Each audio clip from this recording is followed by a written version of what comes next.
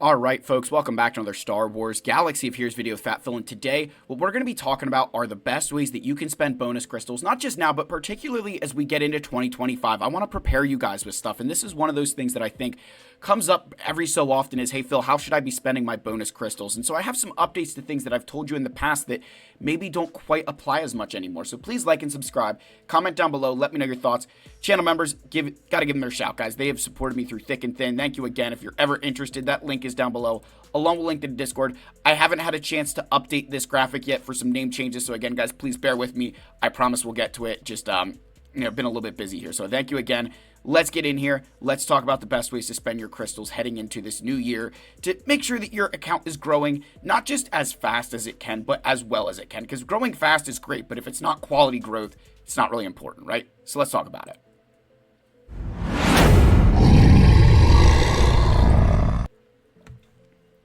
All right, folks, so the first ways, again, this is always obvious, right?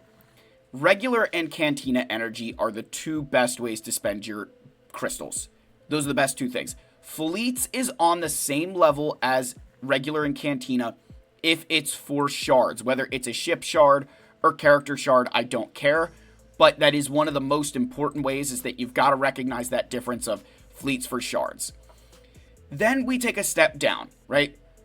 Fleets for gear and or mods is kind of on, and then mod energy are kind of in that same bracket of, they're important, but there's a difference there. So with the reason why I think gear has dropped down a little bit for me is because with the new raid change, there's so much gear available, and I have been able to hoard a lot of this stuff, and especially for players who've probably bought Lightspeed bundles, you probably don't need as much of the Gear 12 gear as you used to. So getting into the fleets really isn't that important, and you might need mod energy in just as much quantity. Comparative to if you're a free-to-play, you didn't buy those things, you probably still need that fleet energy to go towards gear, and you might actually not have to spend as much on mods because you've kept pace with them. You don't have this overwhelming need for mods simply because, you're not getting these massive influxes of characters into your account at once. So definitely energy for all things is still the best usage there. And I want to throw this in here again. Conquest energy, we'll talk about this separately because, we're going to talk about the guide for Conquest, not just with Darkside Raid, but 2025, I need you guys to reset and rethink about Conquest because we are approaching a point where this game mode is getting more and more important. So I do want to mention that Conquest energy is a great way to spend it. You just have to recognize, is your account able to spend enough energy because you're farming the datacrons, or, to get the character, and make sure that you're not overspending if crystals is a big bottleneck for you, right? So just, make sure we're keeping that in the back of our heads there. All right, next, node refreshes. Now, notice we have if, and I'm going to start really trying to do this in 2025, talking about these if statements. So node refreshes can be really important, but only if it's going to significantly change when you're going to be able to unlock that character. So for Shin and Merrick, I don't know when Balin's coming back, but I want to be able to get him when I can. So that's going to be a big deal. That's why we're doing refreshes there. But with Shin, I really shouldn't be doing node refreshes for her because I still need Merrick to catch up. The problem there is that we've got Hu Yang, General Syndulla, and Padawan Sabine, and depending where they go farmable, I could be in a world of hurt. And so I'm trying to rush the, Shin and Merrick, so that way when these characters go farmable, if they go to regular energy, I'm not up shit's creek without a paddle because I don't have the energy to farm them. So we're going to try and get through as much of these shards as we can, and that way when it's time to get this stuff, which hopefully can, get spread out a little bit, we're going to be prepared for it. It's going to be a big part. So, but I don't want you doing node refreshes, on Padawan Sabine, and then you get to Hu Yang and General Syndulla, and you finish Sabine, and you still have 50 shards to go for each of these characters. You spent all these extra bonus crystals on Sabine that could have gone towards Hu Yang and General Syndulla to potentially finish that at the same time, or be a little bit more efficient with them and spend them somewhere else. So again, those node refreshes only if it significantly will change when you're going to get that character. And significant is a terrible word, but you get what I mean, that you're not going to get Ahsoka any faster if you finish Sabine first, and then you've got General Syndulla and Hu Yang kind of lagging behind. Just food for thought.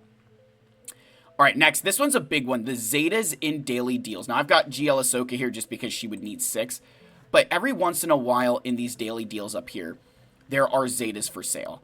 And I know my guildmate Zangster gets them all the time. If you see Zetas up here and you're like, oh, Phil, is this worth it? There's some really good packs that have Zetas up here in the daily deals, and that can be really important because, as we talk about all the time, there aren't a lot of good ways to get Zetas, right? There's not a lot of great ways to get them. There's not a lot that you can do to rush them along, and those daily deals can be brilliant for that. They can really change how quickly you get Zetas and make a huge impact into how long it will take. So I really, really want you to make sure you understand that, grasp that concept.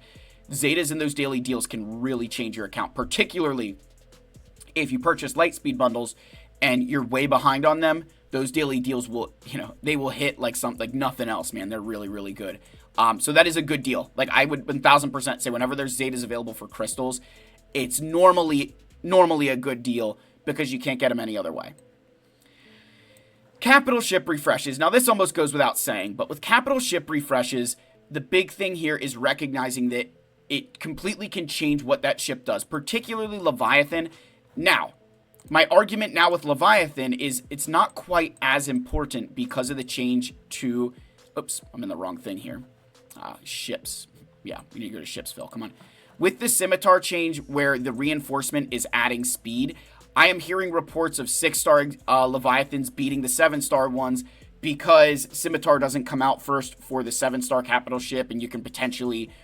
speed up. The AI really doesn't play that fleet the right way. Thank God for everybody who tries to counter it. And so with that change, we can say like it's not quite imperative that you get there, but it will make that fleet better. Like if you have a 6-star Leviathan and you're like, oh, well, I don't need it because I'm going to climb against Levi's, recognize in Grand Arena, that fleet isn't nearly as good, as it would be if it was, like, I can play against the 6-star Leviathan completely differently than I do a 7-star. Similar thing with Executor. Again, Executor, it's because being faster is really helpful. Again, Punishing One does change that a little bit, but 7-star Executors, again, just a lot more challenging to beat. Profundity is on the list now. This used to not make the list. Like, I used to say you don't refresh this thing. With Punishing One coming into the game and changing the Executor counter, unfortunately, that changes the way we're going to have to use Profundity. And I think the big thing here, why it begins to creep up into doing refreshes, is at 7 stars, the basic begins to give you download progress. And that can be huge in that Profundity battle. Like the amount of times that you would fail a Profundity versus Leviathan match because you're not getting that 10% download on basic it's unreal. So the most important thing I can tell you in that battle is that getting Profundity to 7 stars now is a big deal for countering Leviathan, which is kind of its best use at the moment.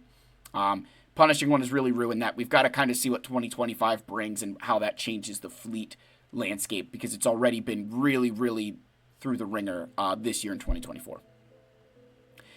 All right, signal data if. So this is going to be very similar to the whole like node refreshes if. So, and I'll use an example of when I was going after Lord Vader. I remember this distinctly. When I was going after Lord Vader and I had finished all the requirements, I had everything done, but the signal data. All that was keeping me from unlocking Lord Vader was the fact that I didn't have enough signal data. And so I was using my bonus crystals to purchase the signal data. Because, on a regular day, you're paying way more for signal data in, shipments and weekly shipments than you are, by farming it out of the cantina, right? I've shown that data before. Kind of shocking. Is that the only place that signal data is around for that? Because if so, holy crap. I did not know. Did they change that? Hold on. Okay, it's still there. I just missed it somewhere. I thought they took away the 50s and I was going to lose my mind. But no, like signal data is something that is completely shifted, right?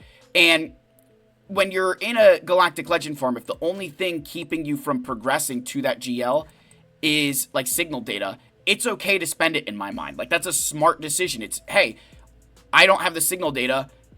By purchasing it, I'll be able to start that GL farm. And with Lord Vader, I not only purchased it to finish his requirements, I actually purchased it so that I could 7-star him, or Relic 7 him as well. So that's another good example of like, it's going to significantly increase the speed at which you get something or change, the unlock of that Galactic Legend. And I think even with Jabba the Hutt, I did as well. That when I was going through those GLs, signal data was something I was really struggling with. And so I was purchasing a lot of it.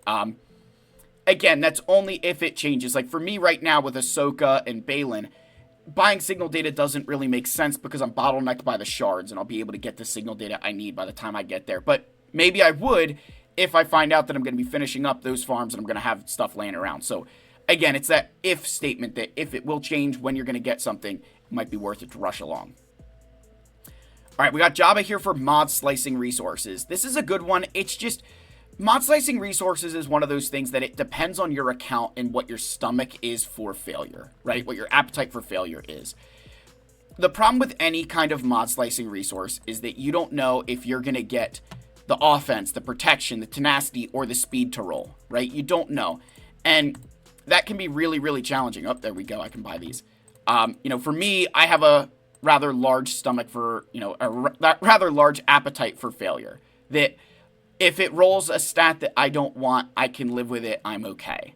And so I encourage you to, especially when you're in, and I would argue like a situation like mine where I'm really trying to build some good mod sets. I'm beginning to really struggle to, get those secondaries and things that I need. I need as much help as I can get with mods, and any crystals I can spend are, going to help me in some way, shape, or form. So I really, really do recommend that sometimes buying those mod slicing resources can be huge. Again, as long as you have that stomach for failure at times that they're wasted. You got to recognize that this is kind of like buying a car. As soon as you drive that car off the lot, it loses value. And, it can be eventually worthless. You know what I mean? That like it just loses value all the time. And you got to kind of stomach that. With mods, it's kind of a similar thing where when you're going to slice a mod, you're kind of recognizing that it's all gambling, right? It's all random. You don't know if you're going to get something good or something bad out of that slice or calibration. And living with that can be very painful at times. To be very, very honest with you, it can be super painful. Like if I calibrate this and it gets to flat offense or more flat protection or something, like it is what it is. You tried, right? So that's the one risk with mods, and that's why I kind of say that depending on what your account's like, you might not want to do that, because if those crystals could go towards something that's really going to benefit you, then that, could help a little bit more. So that's always why I say mods are its own random thing, is because if I go farm, when I go farm the nodes for, these characters, I know exactly what I can get, right? I could get character shards. Like, there's the randomness of, hey, does it drop or does it not? But think about when you're farming mods and mod slicing materials, I don't know what stats are going to roll, right? Like if I go to, slice this mod up, I don't know what I'm going to get, right?